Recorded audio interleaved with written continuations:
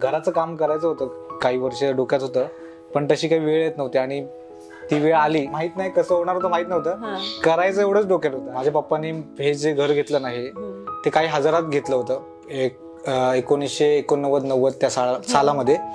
आणि ते साधं पत्र्याचं घर होतं, साधे आपले पत्रे असतात त्यांचं, एक छोटी चौकट होती फक्त. सो त्या घरापासूनचा प्रवास तो ह्या घरापर्यंतचा प्रवास आहे. ती गोष्ट, मधली गोष्ट आहे ती. स्ट्रगल करत करत त्यात थोडी सुधारणा करत करत थोडं बदललं. मग नंतर विटांचं घर झालं, त्याला भिंती आल्या, छप्पर आलं. मग असं हळूहळू ते डेव्हलप होत होत साधं घर आम्ही बांधलं होतं. मला गॅलरी खूप आवडते. मला असं वाटतं की घराला एक गॅलरी असावी, केवढी का असे ना, पण एक गॅलरी असावी जिथे आपण शांत बसू शकतो. संध्याकाळचं छान हवा आणि चहा किंवा काही मंद वारा येतोय, आपण शांत बसलोय, अशी एक जागा असावी, एक गॅलरी असावी, अशी माझी खूप इच्छा होती. मी बोललो काही का होईना मी गॅलरी करणारच घराला. किती होईल, एवढी होईल चालेल, एक माणूस उभा राहील चालेल, पण गॅलरी असावी अशी माझी खूप इच्छा होती.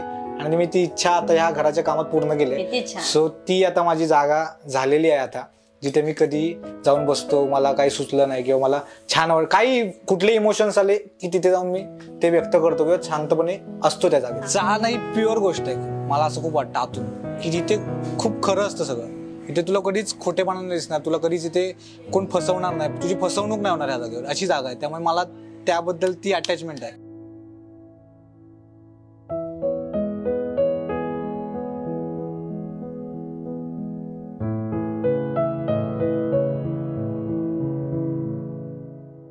कळकट होती, जुनी होती, तरीही मधाळ होती. ढिम्म मुक्या टॉवर पेक्षा चाळ फार वाचाळ होती. कवी शैलेश यांची कविता आज प्रकर्षाने जाणवते. हॅलो, हाय, नमस्कार. मी मज्जागल अंकिता लोखंडे घेऊन आली आहे तुमचा आवडता कार्यक्रम माझ्या घराची गोष्ट.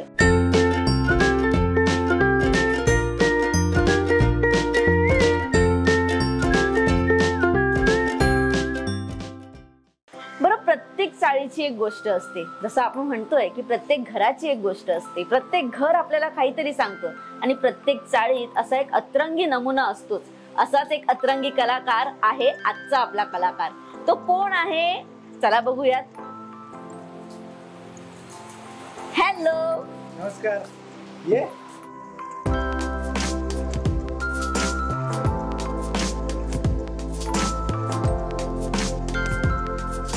बरं, इतकं सुंदर घर बांधलंयस निखिल. बने, काय बोलू, काही बोलतो, बनेच बोल. बरं बने, इतकं छान घर बांधलंयस आणि मी आधी आलेली तेव्हा असं काही नव्हतं. का विचार आला की आता चेंज केलं पाहिजे? नाही, असं काही विचार नाही. घराचं काम करायचं होतं, काही वर्ष डोक्यात होतं, पण तशी काही वेळ येत नव्हती आणि ती वेळ आली आणि करावंसं वाटलं आणि केलं. माहित नाही कसं होणार होतं, माहित नव्हतं, करायचं एवढंच डोक्यात होतं. आणि ते चांगल्या एनर्जीने झालं. सगळ्यांची एनर्जी चांगली होती, पॉझिटिव्ह एनर्जी होती आणि सगळ्यांचं मन होतं, त्यामुळे ते एवढं छान झालं घर, असं मला वाटतं. खूप मस्त. आपल्या कार्यक्रमाचं नावच आहे की माझ्या घराची गोष्ट. तर प्रत्येक घराची एक गोष्ट असते आणि जसं माझ्या घराची गोष्ट आहे, तुझ्या घराची गोष्ट आहे. आता मला जाणून घ्यायचंय की तुझ्या घराची गोष्ट नक्की काय? गोष्ट अशी काय नाही, प्रत्येक घराची काही ना काहीतरी गोष्ट असते आणि त्या घरात अनेक गोष्टी असतात. तशी अशी काही ग्रेट गोष्ट अशी नाही म्हणता येणार, पण साधी सिंपल माणसांसारखी गोष्ट आहे. आधी माझ्या पप्पांनी हे जे घर घेतलं नाही ते काही हजारात घेतलं होतं, 1989-90 त्या सालामध्ये. आणि ते साधं पत्र्याचं घर होतं, साधे आपले पत्रे असतात त्यांचं, एक छोटी चौकट होती फक्त. सो त्या घरापासूनचा प्रवास तो ह्या घरापर्यंतचा प्रवास आहे. ती गोष्ट, मधली गोष्ट आहे ती. सो त्यात अनेक गोष्टी झाल्यात, अनेक गोष्टी घडल्यात. त्या एवढ्याशा घरात 8 ते 10 माणसं राहायची त्यावेळेला. म्हणजे माझे पप्पा होते, त्यांचं नुकतं लग्न झालं होतं. मग ते मुंबईत आल्यानंतर काहीतरी केलं पाहिजे, काहीतरी आपण सर्वाइव्ह कसं व्हायचं यासाठी ते मुंबईत आले, त्यांच्या आयुष्याच्या प्रवासासाठी, नोकरीसाठी, धंद्यासाठी. आणि ते आल्यानंतर काही ना काहीतरी छोटी मोठी कामं करत करत इकडे तिकडे करून हे छोटं घर घेतलं. माझे चुलत काका इथे राहायचे आधी ह्याच साईड पूर्वी, माझे सख्खे चुलत काका, त्यांनी इथे रूम घेतला होता. त्यांनी सजेस्ट केलं की इथे एक असा रूम आहे, काही हजारात मिळतोय, तर तू घेऊन ठेव. म्हणून मग पप्पांनी हा रूम घेतला. एक छोटं चौकट होती. त्यानंतर मग त्यात थोडी जमापुंजी गोळा करत करत, स्ट्रगल करत करत त्यात थोडी सुधारणा करत करत थोडं बदललं. मग नंतर विटांचं घर झालं, त्याला भिंती आल्या, छप्पर आलं. मग असं हळूहळू ते डेव्हलप होत होत साधं घर आम्ही बांधलं होतं. मागच्या वेळेला तू आलीस त्यावेळेला जे घर होतं आणि हे घर ह्यात खूप फरक आहे. खूप फरक आहे. हो. कारण त्या घरामागे पण एक वेगळी गोष्ट आहे. त्यावेळेला पण आम्हाला जरा अजून रिनोव्हेट करायचं होतं खरं तर काम. आणि कसं होतं ना, काही गोष्टींना तुमच्यासाठी ठेवलेल्या असतात किंवा कुठेतरी असतात ठेवलेल्या, तर तुमच्या हातात यायला वेळ लागतो थोडा. तर त्यावेळेला आमच्या डोक्यात होतं की आम्हाला 1+1 रूम त्यावेळेला करायचं होतं खरं तर, जेव्हा याच्या आधीचं जे घर होतं त्या बांधकामाच्या वेळेला. पण त्यावेळेला माहित नाही, असं आतून पण काही वाटलं नाही आणि कोणाचं असं झालं नाही की करूया म्हणून. आपण एक साधं छान घर करता येईल तेवढं करायचं डोक्यात होतं. तो त्यावेळेला फक्त एक पोटमाळ काढून साधं लाद्या छान लावून ते केलं होतं. पण असं वाटतं बरं झालं तेव्हा नाही केलं. सो आता ती इच्छा व्यवस्थित पूर्ण करता आली किंवा ते जसं मनासारखं हवं तसं मनासारखं बांधायला मिळालंय असं मला वाटतं. सो ती एक मला गंमत वाटते की त्यावेळेला केलं नाही ते बरं झालं. म्हणजे मला असं वाटतं की आपण थांबलं पाहिजे, वेळ घेतला पाहिजे, कुठे घाई न करता आपण थांबून जर वेळ दिला त्या गोष्टीला तर ते छान होतं, छान घडतं असं मला वाटतं. कारण त्यावेळेला आमचे ते अनेक लोकांनी 1+1 केले होते आणि करत होते. त्यावेळेला आम्हाला पण म्हणत होते की तुम्ही पण करा, छान वाटेल. पण माहित नाही, आतून असं काही वाटलं ना की करूया. आणि त्यावेळेला तसं जरा हे होतं 19-20 जरा, सो तेवढा बॅकअप नव्हता काही करायचा. पण ठीक आहे, असं वाटतं नाही केलं ते बरं झालं. आता खूप छान आणि व्यवस्थित करता आलंय मला. छोटं असू दे, घर मोठं असू दे, खर्च हा आत्ताच्या काळात नवीन घर पुन्हा स्क्रॅच पासून बांधणं. कारण का आता मी सगळं घर बघितलं तेव्हा अगदी तू एकही जुनी गोष्ट ठेवली नाहीये, तू सगळं नवीन घेतलंस किंवा सगळं नवीन आहे. या प्रोसेस बद्दल काय सांगशील? किंवा कधी आई बाबांना सांगितलं की नाही आता आपण घर करायचंय, काय होतं ते? खरं तर खूप कमी वेळात झालेली गोष्ट आहे. आम्ही एक दिवस असेच जेवायला बसलो होतो, मी घरचे सगळे, ताई पण आली होती आणि आम्ही असेच जेवता जेवता गप्पा मारत होतो. त्यावेळेला असा विषय निघाला की आता ताई प्रेग्नेंट आहे म्हटल्यावर तिला इथे आणावं लागेल. आणि मुळात आमच्या घरी वॉशरूम नव्हतं. सो आमचं सार्वजनिक असल्यामुळे तिकडे बाहेर जावं लागायचं. तर या सगळ्या गोष्टी होत्या आणि त्या जरा त्रासदायक होत्या आणि तिचं असं असल्यामुळे ते जरा रिस्की होतं. सो तेही करायचं होतं. सो असंच बोलताना आमचा विषय निघाला की आपण घराचं काम करायचं, पण कसं करायचं काय, हे सगळं आमचं सुरू असतानाच आमचा विषय आला की करू शकतो आपण काम, सुरू केलं तर आताही करू शकतो असं आमचं एक झालं. सो जरा मग पैशांची चणचण होती आणि जरा काहीतरी लागतं बॅकअप. तू म्हणाली जसं खर्च होतो. सो असं बोलता बोलता पप्पा म्हणाले की आपल्या प्रोडक्शन कडून काही मदत होईल का किंवा त्यांच्याकडून काय आपल्याला करता येईल का मदत. तर मी बोललो मी सरांना विचारतो, सर काय बोलतात बघू, मी एक विषय तर घेऊन जातो. असं म्हणून मी गेलो आणि सरांना सांगितलं, सर असं असं आहे, तर थोडी काही मदत होईल का आपली. तर सर एवढं बिंदासपणे बोलले की अरे मग एवढं घाबरून का बोलतोस, बिंदास बोल, अरे आपलंच प्रोडक्शन हाऊस आहे, आपलं घरासारखंच आहे, तुला काय हवं मला सांग, आपण तुला सगळी मदत करू. आणि सरांनी काही क्षणात मला सांगितलं की तुला कधी काय हवंय मला सांग, मी तुला तेव्हा ते जे हवंय ते सगळं देतो. आणि सरांनी हा शब्द दिला आणि तो पाळला. सो हे जे घर आता उभं राहिलं ते खरं तर दोन्ही सरांमुळे आणि आमच्या प्रोडक्शन हाऊसमुळे. त्यांनी खूप सपोर्ट केला. मी सरांना खूप धन्यवाद सांगतो, दोन्ही सरांना. खरं तर शब्द नाही आहेत, सरांनी खूप काही केलं माझ्यासाठी आणि आमच्यासारख्या अनेक नवीन कलाकारांसाठी. सो सर मागे होते, पाठीशी होते, आमचं प्रोडक्शन हाऊस होतं.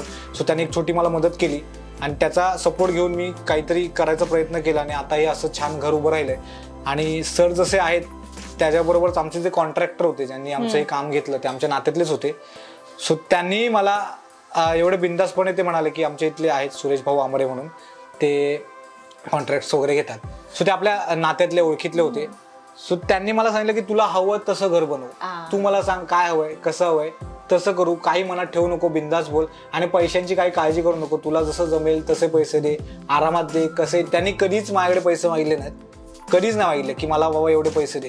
ते मी स्वतःहून जेवढे देईन तेवढे ते घ्यायचे. ते कधी बोलले पण नाही की बाबा मला पैसे हवेत, मला माल आणावं, किंवा त्यांना पण पैसे द्यावे लागतात त्या सगळ्या मटेरियलसाठी. पण ते कधी एका शब्दाने नाही बोलले की मला या गोष्टीसाठी पैसे हवेत, पैसे दे. ते बोले तुला जसं जमेल तसं दे, तुला हवं तसं घर बनवून घे, आपण तुझ्या पाठीशी आहोत. सो ही माणसं आहेत, ह्या माणसांमुळे हे घर उभं राहिले. खरं तर माझी मेहनत थोडी आहे पण ह्या लोकांची खूप जास्त आहे. पप्पानी खूप मेहनत घेतली, स्वतः माझ्या मम्मीनी खूप मेहनत घेतली.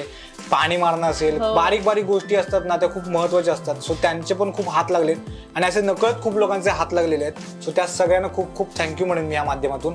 आणि खरं तर सर महत्वाचे, सरांचं एक हे पाठिंबा होता त्यामुळे मी हे पाऊल उचलू शकलो. सो सरांना खूप खूप थँक्यू आणि आमच्या वेट क्लाउड प्रोडक्शनला खूप मोठं थँक्यू आणि हास्ययात्रेला मुळात खूप थँक्यू. त्यामुळे हे सगळं घडतंय खरं तर. सो सोनी मराठी, हास्ययात्रा आणि आमचा सगळा परिवार या सगळ्यांना खूप खूप थँक्यू आणि तुलाही थँक्यू की तू असं एक छानसा इंटरव्ह्यू घेऊन माझ्याकडे आलीस आणि मलाही करायला खूप आवडते करत आहे, कारण आपली एक इच्छा असते ना, आपण काहीतरी करत असतो.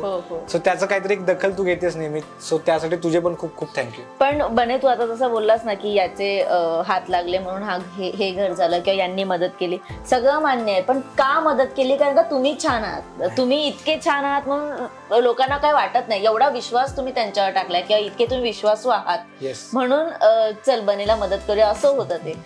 म्हणून दोन्ही बाजूने आहे आणि खरंच खूप छान तू सगळ्यांना थँक्यू बोललायस. थँक्स टू यू की माझ्या प्रत्येक कॉलवर तू असतोस. म्हणजे बने आपल्याला इंटरव्ह्यू करायचा, हा अंकिता ये घरी, आणि आता घर पण माहिती झालंय. बरं, तुझ्या सोशल मीडियावर बने चाळ आणि तू हे जे काही समीकरण बसलंय ना, हे भन्नाट बसलंय. म्हणजे प्रत्येक प्रेक्षक वर्ग त्याला कनेक्ट करतं. काय म्हणजे चाळीतलं घर आणि तू, काय समीकरण आहे? काय नाही, असं काही समीकरण नाहीये, हे जगणं आहे फक्त. ते मला आवडतं. तसंही मला असं वाटतं की कुठेतरी ना खूप लोक रिलेट करतात ह्या गोष्टी, ज्या लोकांना आता अनुभवायला नाही मिळत, बघायला नाही मिळत ना, त्यांच्यासाठी मला कधी कधी वाटतं की ती लोक जगून गेलेत किंवा ते लहानपण घालवून गेलेत त्यांचं, पण आता कुठेतरी बाहेर आहेत किंवा फ्लॅटमध्ये आहेत किंवा बंगल्यात आहेत, पण त्यांना ते ना कुठेतरी आहे आतमध्ये, ते त्यांना आता बघायला नाही मिळत किंवा कुठेतरी ते सगळे लोप पावत चालले किंवा हे सापडत नाही, बघायला कुठे मिळत नाही, अशी माणसं दिसत नाहीत, अशी मस्ती दिसत नाही. सो ती मला कुठेतरी ना जपून ठेवायची वाटते किंवा कुठेतरी लोकांपर्यंत पोहोचवायची वाटते, हे डोक्यात असतं. आणि मला माझी मजा आणि मस्ती करायची असते. मग माझ्या डोक्यात तेव्हा काय नसतं. मला जे त्यावेळेला वाटतं, जे करावं असं वाटतं ते मी करतो आणि पुढचा विचार नाही करत, सोडून देतो. मग ते काय होईल. आता मी तुला सांगू, मी जस्ट फक्त माझ्या एका आठवणीसाठी हा व्हिडिओ मी केला होता आणि तो फक्त मी टाकला होता सोशल मीडियावर, पण त्याच्यापुढे त्याचं एवढं काय होईल मला माहीत पण नव्हतं. त्याच्या एवढी दखल घेतली गेली, एवढ्या लोकांनी मला फोन केले, मेसेज केले, त्याच्या बातम्या झाल्या, हे माझ्या डोक्यातही नव्हतं.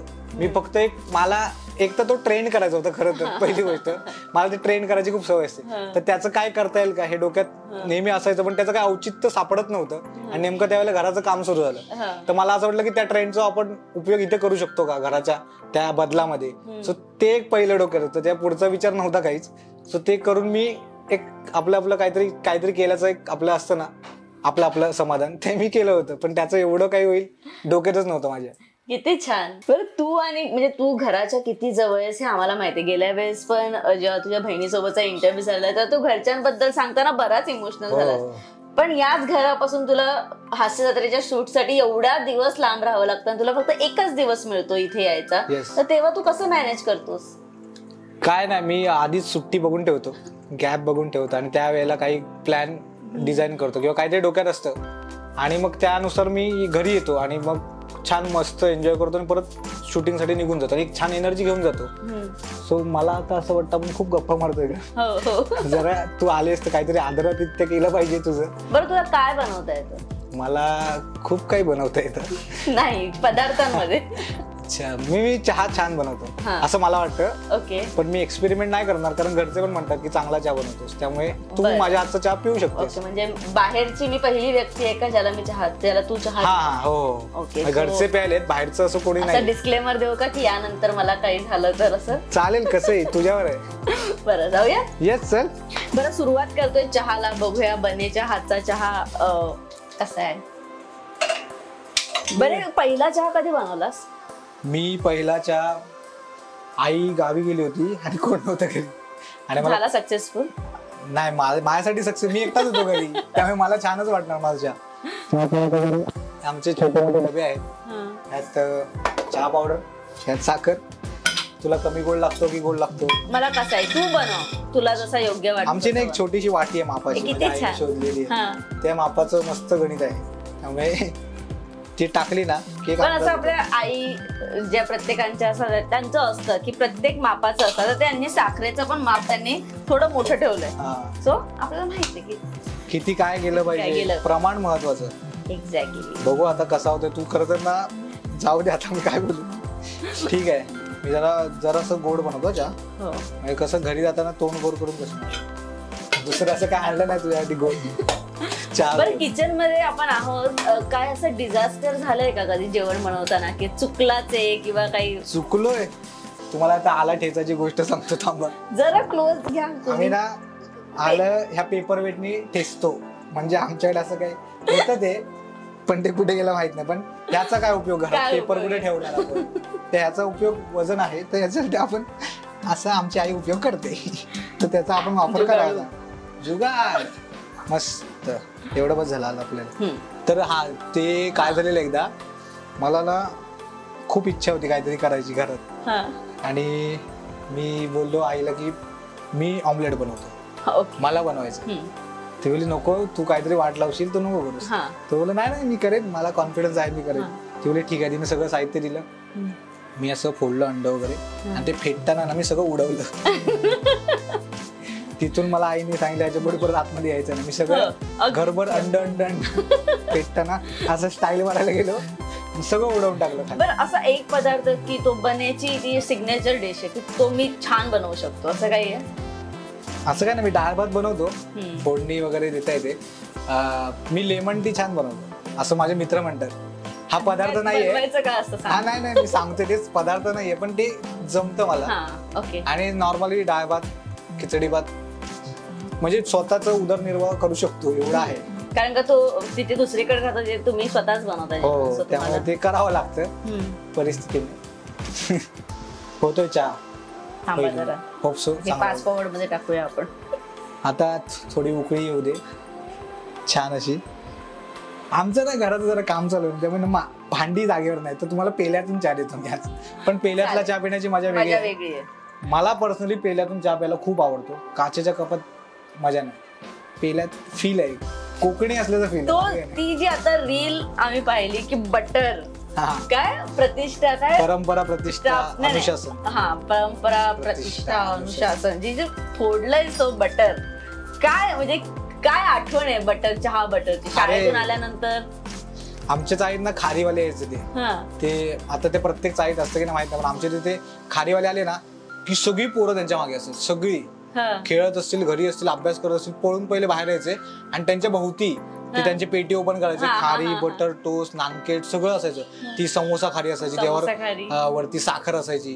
तर ते ना हावड्यासारखी पोरं अशी बघत बसायची. घ्यायचं तर काय नसायचं, जे घेणार आहे त्यांचं वेगळं पण मुलांचं एक वेगळं. मग तो बिचारा आपला प्रत्येकाला एक एक तुकडा करून देऊन पळवायचं पण ती मजा होती. तो आला की मग बटर घेणं, मग किलो अर्धा किलो बटर घ्या. सो ती मजा होती. आणि चहा संध्याकाळचा म्हटलं की चहा बरोबर बटर पाहिजे किंवा काहीतरी खारी पाहिजे तर ती चहा प्यायल्याची मजा आहे. चहा प्यायल्यासारखं वाटतं. तर ती एक मजा होती. आणि तो सध्या एक ट्रेंड चालू होता इंस्टाग्रामला परंपरा प्रतिष्ठा अनुशासन. तर त्यावर काय करता येईल हे माझ्या डोक्यात चालू होतं काय करू शकतो वेगळं. तसंच मी एक दिवशी सकाळी चहा प्यायला बसलो तर आई बोली काय, मी विचारलं खायला काय बटर आहे बोलतो. बटर आहे बोल थांब ह्याचं काहीतरी आपण करू शकतो. सो ते मी त्या ह्याला ते कनेक्ट केलं तसं केलं. माहित नाही ती एक आपली आठवण आहे रोजच्या जीवनातलं ते लोकांना आवडतं मग मला ते करावं असं वाटलं मी केलं. खूप मस्त. चहाला उकळी आलेली आहे. जशी उकळी येते ना माझी ती धडकी पडते बाकी काय नाही. इथे उकळी इथे धडकी. वा वा वा वास तरी छान येतो. सुगंध अत्तर नाही टाकलाय मी त्यात. साखर आणि चहा पावडर आहे आणि आलंय. वेलची टाकायला विसरलो ठीक आहे. हा आमचा पारंपरिक टोप आहे चहाचा. म्हणजे जगात काय होते चहा ह्याच्यातच बनतो. म्हणजे आमच्या घरी ना आमच्या वाडीची मीटिंग असते. म्हणजे आता कोकणातलं म्हटल्यावर गाव वाडी हे हा लय जवळचा विषय. तर आमच्या घरी जेव्हा वाडीची मीटिंग असते नाही एवढ्याशा जागेत 20-25 माणसं बसतात. तर त्या सगळ्या माणसांना पण हा चहा ह्यातच बनतो. आणि किती वेळा करते आई? खूप वेळा. मग तिकडे आवाज येतात चहा पाहिजे वहिनी, मग इकडे आतमध्ये चहा तयार होतो. सो ही मजा आहे. सो ह्या टोपाची ती गंमत आहे. पण अशी खूप जुनी भांडी घरात असतात गंमत वेगळी. खूप म्हणजे माझ्या आईला खूप आवडतात. तिला ना अशी छोटी भांडी खूप आवडतात. ती मगाशी वाटा बघितलं तसं तिला ना लहान भांडींची खूप आवड आहे. लहानपणी भांडी खेळलास कधी? खूप खेळलोय आणि भांडीमुळे मार पण खाल्लाय. ते मला दिसतंय का लागलंय ते असं एका हट्टामुळे मला लागलेलं. मारलं कोणी? मम्मी माझ्या आईनेच. म्हणजे टोपावर असं मला आपटलं होतं मला लागलं होतं. मजा मस्ती माझी रागात असं केलं ते लागलं मला इथे. अशी गंमत आहे. मला असं वाटतं की जवळ झालंय. त्यात आता दूध टाकावं लागेल. हा दूध पण आपण थोडं तापत ठेवलं होतं म्हणजे असं पटकन होईल काम. आता आमच्याकडे पक्कड नाही कारण भांडी जवळपास नाही. हा ते आमच्याकडे नॉर्मली कपडा असतो त्याला तुमच्यात काय बोलतात मला माहित नाही. कपडाच म्हणतात. आमच्याकडे भानशेरा म्हणतात. काय म्हणतात?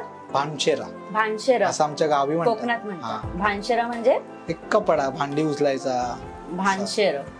आता त्याचा प्रॉपर अर्थ काय माहित नाही. भानशेरा असं ते गावी म्हणतात. ते आम्ही फॉलो केलेलं आहे. त्याचा अर्थ काय ते आता पूर्वजांना माहित, गावच्यांना माहित, आपल्याला काय, आपण फक्त नवीन शब्द शिकले मी, भानशेरा. हा, हे खूप घरगुती आहे, त्यामुळे माहित नाही लोकांना ते कितपत. मला पहिल्यांदा कळालं. हो हो. आता कोक कोक कुठे आहे? तर आता आपण चहा ओतणार आहोत. तुम्ही बघू शकता हे स्टीलचे पेले.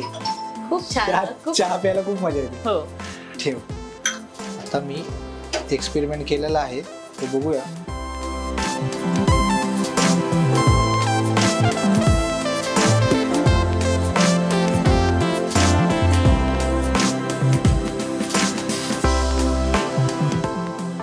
चहा ओतलेला आहे. आता आपण चहा घेऊया आणि बघूया कसं झालंय. चांगलाच झाला असणार. माझी चहा प्यायची स्टाईल वेगळी आहे. कशी? सगळे अशीच पितात. मला काय माहित, मला वाटलं तू. अच्छा, तू असा. हा हा, ह्याच्यात गंमत आहे. चांगला आहे, मला तरी चांगला वाटतो. चांगलं. फक्त मी गरम चहा पित नाही जास्त. ठीक आहे, पण चांगला झालाय, मला तरी आवडलाय. चांगला झाला चहा. आम्हाला सवय गरम चहा प्यायची पटापट ना. तुम्हाला शूटचं ना. चांगलं आहे, म्हणजे असं मस्त वाटतंय गरम गरम.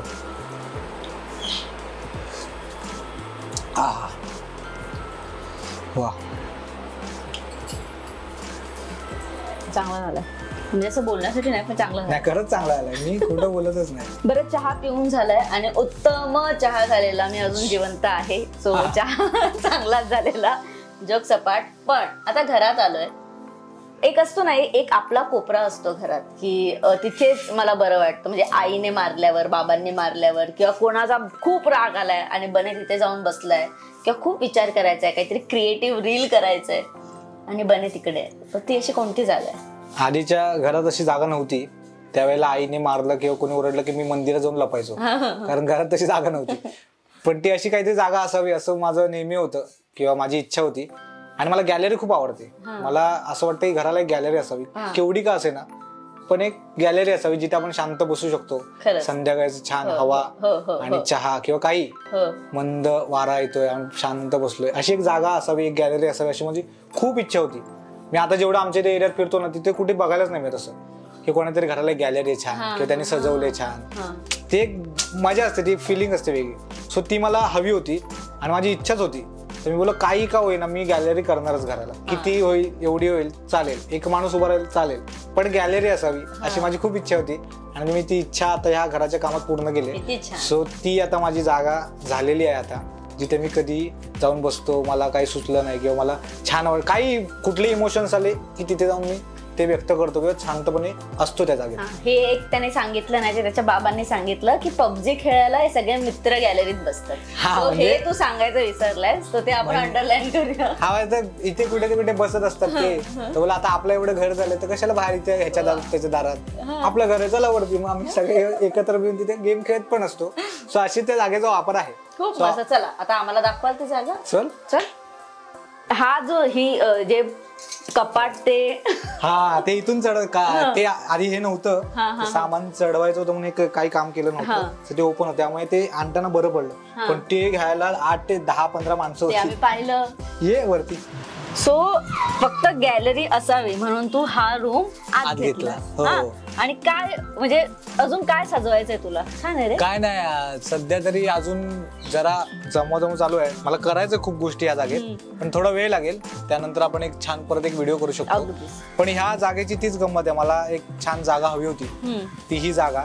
आणि इथे आल्यानंतर खूप भारी वाटतं, रिलॅक्स वाटतं. इथून छान हवा येते, तुम्ही रिलॅक्स होता. तुमच्या काही टेन्शन असतील, काही असेल, इथे शांतपणे 2 मिनिटं जरी घालवली ना तरी खूप भारी वाटतं. माझे मित्र येतात, तिथे येऊन पबजी खेळतात, त्यांना काय हवं ते करतात, काय करायचं ते करतात. इथे टाइम बॉल गेला क्रिकेटचा की माझ्या घरात येतात सगळे आता, की त्यांना इथून डायरेक्ट बॉल काढता येतो. सो आधी खूप स्ट्रगल होतं त्यांना, म्हणजे शिडी लावून हे करून टेबल लावून वरती टाकण्यासाठी. पण आता डायरेक्ट झालंय. प्लॅस्टिक टाकायला लोक माझ्या घरात येत होती, अरे आमच्या पत्र्यावर प्लॅस्टिक टाकायचंय तर गॅलरीतून जाऊ का. सो असाही उपयोग होतोय लोकांना ह्या जागेचा. सो ही अशी छान जागा आहे. आता काय ना की डोक्यात काही न ठेवता घराचं काम चालू केलं होतं आणि ते इतकं छान होईल असं मलाही देखील माहित नव्हतं. पण आता लोकांना खूप खूप लोक बघायला येतात घर, की अरे लोक सांगतात त्यांचं घर बघ कमाल केलंय. सो लोक आले ना की वरती आले की पहिले इथे येतात डायरेक्ट, तिकडे कोण जातच नाही. आणि सगळे असं म्हणतात की हे मस्त केले तुम्ही, आम्हाला हे जास्त आवडलं. सो इकडच्या लोकांसाठी हे खूप महत्वाचं आहे. त्यांना हे नाही बघायला मिळत किंवा त्यांना ते हवं असतं पण ते करता नाहीत कुठेतरी. सो त्यांची एक इच्छा पण मी पूर्ण करतोय असं मला वाटतं, की एक छोटीशी गॅलरी करून आपली पण इच्छा आणि इतर लोकांची पण एक इच्छा पूर्ण होते असं मला वाटलं. सो त्यासाठी हा अट्टाहास होता आणि तो मी पूर्ण केलेला आहे. सो त्यासाठी सगळ्यांचे खूप खूप थँक्यू. सगळे आधी नको म्हणत होते की बरोबर नाही वाटणार, काय वाटेल, कारण इथे कसं असं बघितलं नाही कधी कोणी आणि काय. पण मला माहिती होतं ना छान वाटणार.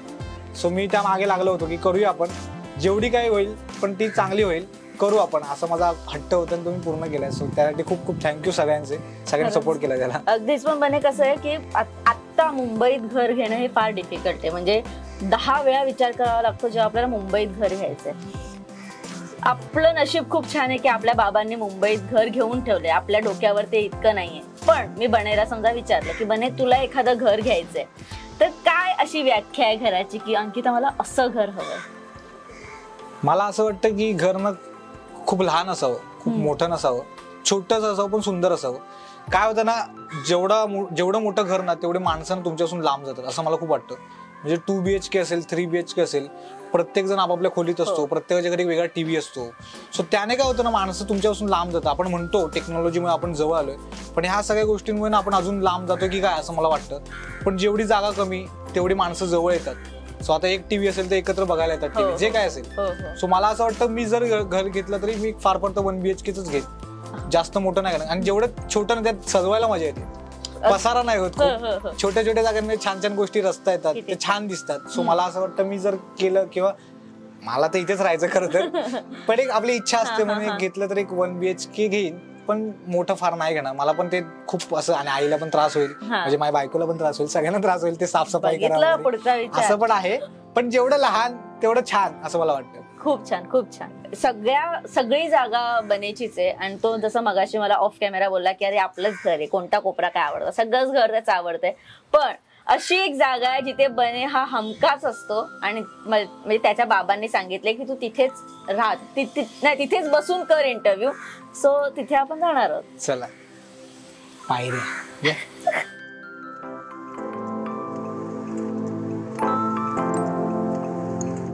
ती पायरी बाहेर आहे. सो ती जागा म्हणजे या पायऱ्या ज्या दुसऱ्यांच्या घराच्या पायऱ्यांवर बने सारखाच बसलेला असतो. तो तिथे बसून आज बने बरोबर थोड्या गप्पा मारूया, बघूया काय इकडच्या तरी काय गोष्टी. अख्खा लॉकडाऊन बनेने या पायरीवर काढलाय. आणि मला खरंच खूप आवडतं बने या चाळीची काय गंमत आहे. कारण का तुझ्या दिवाळीत एक व्हिडिओ टाकलेला की अख्खे आकाश कंदील होते किंवा अख्खी लाईन लागलेली, म्हणजे रांगोळीची. किती गंमत असते, खूप मजा असते. खरं तर ह्या जागेची पण एक वेगळी मजा आहे. आम्ही जेवढी पोरं आहोत किंवा जेवढी माणसं आहेत ना, ते सगळी इथे जमा होतात जेवल्यानंतर. काही झालं ना की सगळ्यांची जागाच आहे, आले की इथे बसतात पहिले, मग एक जण येतात, मग गप्पा गोष्टी काही जे काय असेल ते इथे. लाईट गेली चाळीची की सगळे पहिले इकडे येतात, जे काय असेल ते पत्ते खेळत बसतील, लुडो खेळत बसतील, काही मग जे काय घडतं ना ते इथे खूप, इथे डिस्कशन खूप होतात, मस्ती होते, मारामारी होते. इथे आम्ही खेळतो तेव्हा इथे बसलेलो असतो. जे काय घडतं ना ते जवळजवळ इथे 90% घडत असतं. सो त्यामुळे ही जागा खूप मॅटर करते आणि खूप महत्वाची आमच्यासाठी. सो इथे आम्ही खूप मजा मस्ती करत असतो.